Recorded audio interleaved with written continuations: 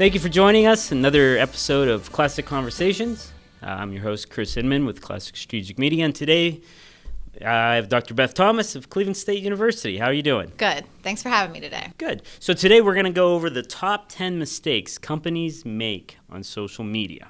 Yeah, so I have a list here, and the first one is not identifying your audience. So you need to understand the demographics of your audience. For instance, I teach college students, and they are primarily like 18 to 23 years old, and so they're on Instagram a lot. So it would make sense if I'm trying to reach them to use a platform such as Instagram. However, they aren't necessarily on Facebook. They kind of consider that for older generations. So depending on your company, you really need to do the research to find out where your audience is. A good site to use that's free and has really good information is Pew Research, and you can find all different kinds of information there about demographics and also about just platforms that people are using and other media information. And then next you have surveys? Yeah, just good old-fashioned surveys. I mean, there's different products out there to do surveys such as like Qualtrics or SurveyMonkey and those types of things. Just sometimes good old-fashioned like a focus group, just sitting down and talking with people and asking them, what are you using now? What works for you? What doesn't work for you? Just, having that one-on-one conversation sometimes is beneficial. Just ask your customers where they like to be. Exactly. Yes. So like Pinterest. Pinterest is a very niche social media. It is a very niche social media. I think sometimes it's overlooked. It is 80% female audience, so it would make sense if you're a fashion company, or a lot of people go on there for recipes and foods. So if you're selling, different types of foods, that would make sense. But I think, Pinterest is one of those ones, like I said, overlooked, but they have analytics there, so you can kind of see, are your boards working? My students are working with a client of mine for class, and she sells earrings. In fact, these ones I have on. And Pinterest would make sense for her because she's a small company starting out, and putting a board out there with all the different products that they sell would be beneficial because they're primarily selling to women. Yeah. So you can actually go online and see stats of each one. Here, we're going to show the Instagram stats here. So if we look at this, like, if you're over 50, what is it, like 31% are actually on Instagram.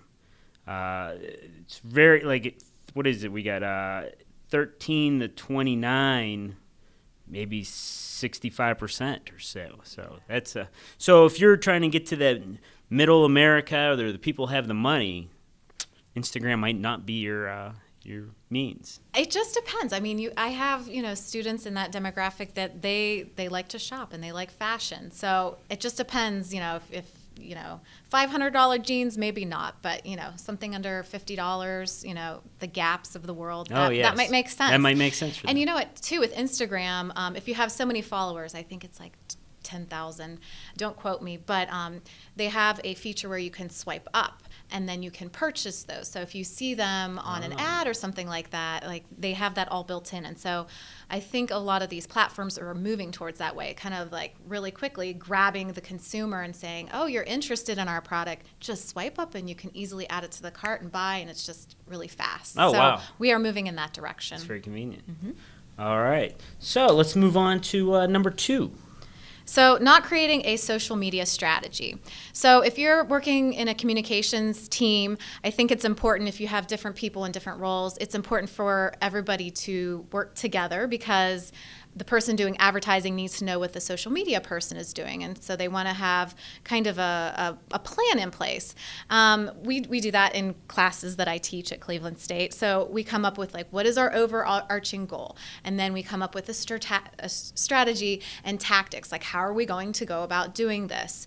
And it just makes sense to have this plan in place so everybody knows what's going on, and we can determine, did we reach our goal? Did we meet our objectives? So that's always good to have in place. Yeah, you can't just wing it like anything else. No. All right, that's some good advice. Number 3. Not creating a content calendar. So a content calendar, you can use different tools out there. They're called social media management system tools. There's free ones out there. There's ones that cost money. some of the freer versions or the cheaper versions like Hootsuite, which is an industry standard that allows you to, what it does is allows you to create content ahead of time. So let's say you know that Christmas is coming up. Well, I want to create my posts now because I'm not going to have time during that rush. So I can create things 6 months in advance, plan it out on a content calendar, which actually then goes back to the strategic plan that you're creating. Yes. They kind of go hand You in can hand. work weeks and months ahead of time. Yeah, exactly. So I think it's important to do that. There's Hootsuite, there's Loomly, you had I mentioned, use Crowdfire, yeah. and so they can go from anywhere from $0 a month up to some of the enterprise ones that I've used in previous jobs, where they're thousands of dollars. So it just depends on how many accounts you have, how many people, and what you want to do. Yeah. So that with that, you mentioned holidays, and there's always a hashtag of the day and all that. And you can integrate those easily into your social media plan. Yeah, there's tools out there that you can find, different hashtags. Like it's National Pet Day, and we all know that, pets and children, they usually get some, good engagement. So, look those things up. Try to really build your audience by, pulling at their heartstrings. Yeah, if you find what's trending on hashtags, you can maybe get an audience that you don't normally already have because people just follow that hashtag. Yeah, exactly. Yeah. There's a lot of resources out there. Yes. Number 4.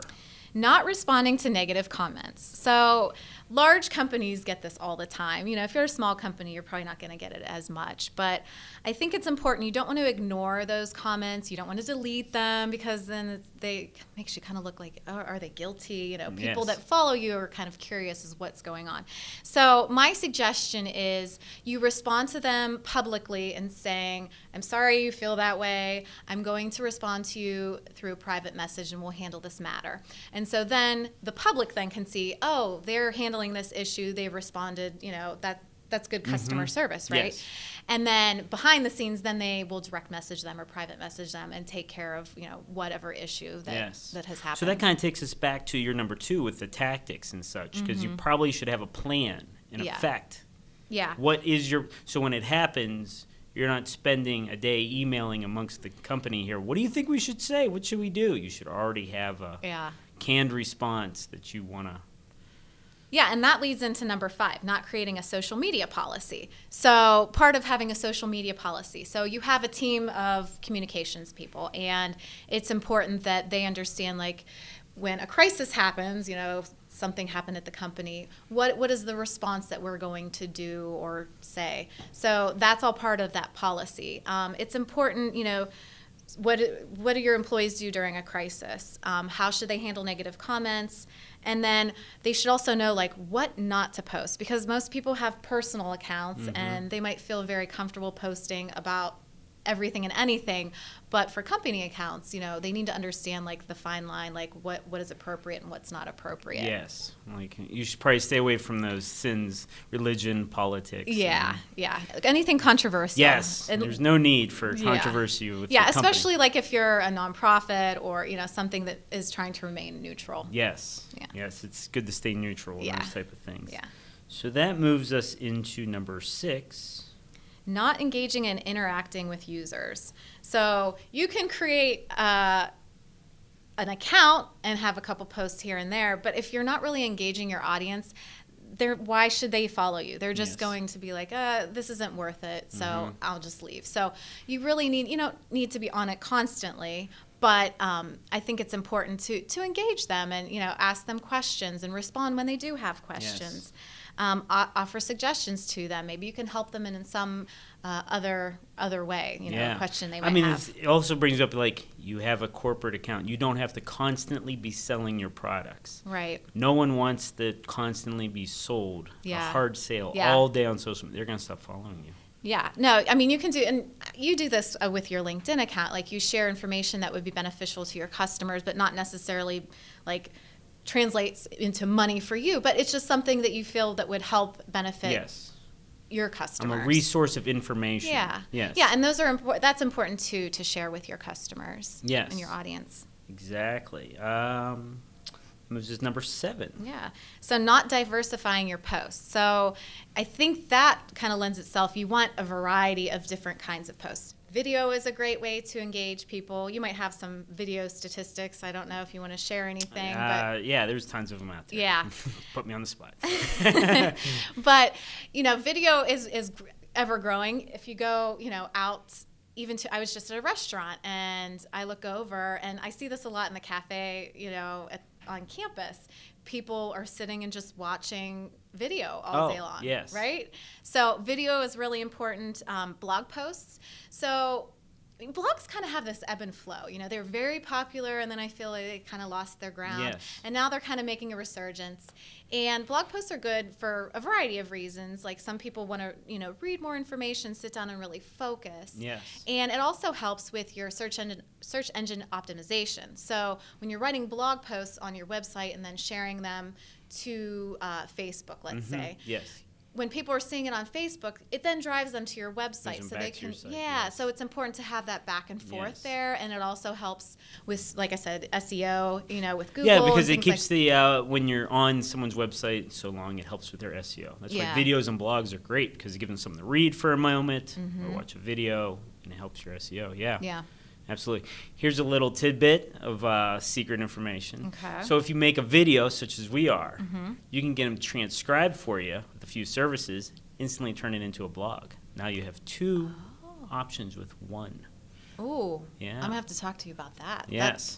Is it a free service? There's services, it's like $1 per minute or so. You Okay. can pay for it and have it transcribed. Oh, that's Or a you really, could sit there and transcribe it if you're really into that. But I'd pay the $1 per minute. I think I would too. Yeah, 20-minute video is $20. Yeah. It'd take you an hour or so to try to figure that out. Yeah, it's amazing all the different tools out there that are just emerging and Yes. really changing the whole landscape. Yes, but that's a little secret, though. Easy way to get two birds with one stone. all right. Yes. I like that. All right. What else we got here with diversifying? So, retweeting, sharing others' comments, linking to external content, which we talked about. Like, Yes. don't just drive everything down people's throats. Like, you need to buy this. You need Yeah. to, share other things that would be beneficial to them. Oh, yeah. I mean, with sharing other people's content, retweeting, I mean, you're opening up a whole new realm, such as like LinkedIn. You make a comment on somebody else's post, instantly everybody that follows them sees your comment. Yeah. You could drive back to you, maybe. And it's a way to network, too, with Yes. others, right? It is. Yeah. So we have number 8. Posting too much or too little. So different platforms, I feel, allow for how often you should post. Like, Okay. for instance, Twitter is one of those platforms that I think you can post a little bit more often. It's a microblog, Yes. 280 characters, very little information really quick. So, doing that a few times a day. Plus, it's kind of a news outlet. I mean, I Yes. feel like a lot of people, that's where they're going to get their news, whether it's CNN or whatever. Yes. So I feel like Twitter, yes, I think you can post more often, and that's acceptable. Whereas Instagram, we know, is more of like visual. And so, that might be 1 or 2 a day, something like that. Make sure your content's valuable on Instagram. Yeah, I think you want to be very strategic in what and this goes back to then creating that strategic plan, like what makes sense. You don't want to overwhelm people with information that's not really interesting. What's kind of nice about Twitter, everybody else, you can't do it anymore. You can actually follow things in order of the day. You just log in and you scroll through what happened during. You can switch back and forth. You go back can see and forth. the top, or you can see the Yeah. actual linear. Yeah, you can feed. see the linear. Yeah, Whereas feed. Facebook, I feel like now it's all over the place. Oh, there's all kinds of algorithms, my and goodness, they it's change crazy. constantly. That's what I tell my students. And you have to go through the menus to try to get the most Yeah. recent. It's like a whole deal. Yeah, and it's so hard to keep up because it's constantly changing. Like yesterday, Facebook announced they're doing this, and so with all these different platforms and algorithms and just They do all kinds of things. It's constantly evolving. They It's tell you, very if you do a difficult. live video, it boosts you up, but then you go to LinkedIn, it's even more sporadic. I don't even know how they create that list. Yeah, and then you have YouTube just came out and they were saying Yeah. that they're changing the way people are verified, and so there's just all this different algorithms and different things that are Yes. changing with each platform. Yeah. So all right. What do we got next? All right, number 9, not shortening URLs. All right. Why is this important? Okay, so sometimes URLs are really long, Yes. right? And when you paste that into Twitter, it takes up a character account, Oh. part of the Yes, account. yes, And then yes. if you shorten them, there's a couple benefits. So yes, so especially for Twitter, you're shortening it so you have maybe more characters to write information. Yes. Or, you know. But another thing is like Bitly is a tool that shortens it automatically for you, and it's free. I think they have a premium service. I've never used it, but I use the free one, and you can actually track then the analytics. So you can have a shortened URL for different posts, maybe driving them to the same website to kind of see, oh, this posted really well. So you can see how many clicks, what time, where, so you can get a lot of that information that that's way. very interesting. Yeah, so that's helpful to people. Yeah, that is very helpful. All right, and the last but not least, not tracking analytics. So I talked a little bit about that. Hootsuite, going back, Buffer, Loomly, Crowdfire, there's Sprout Social, there's tons of them out there. They all provide analytics. So what worked, what didn't work. They have, as I mentioned earlier, they can range from $0 to thousands of dollars. But a lot of, if you don't even want to use something like that, like Facebook, Twitter, and Instagram, they all have their own built-in analytics that you can go in and look.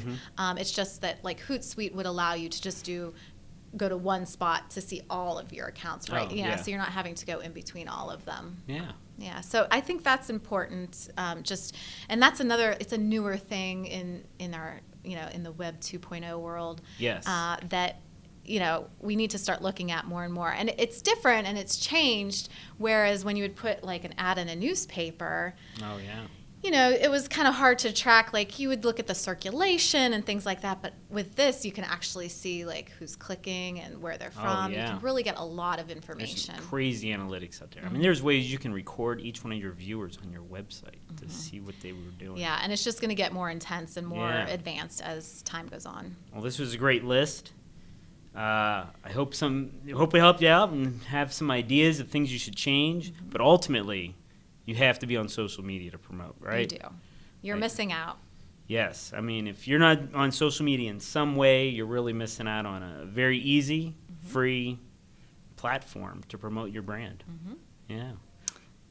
All right. Thank you for having me. Oh, thank you for coming in, and thank you for watching, and hopefully we see you next time. Have a good day.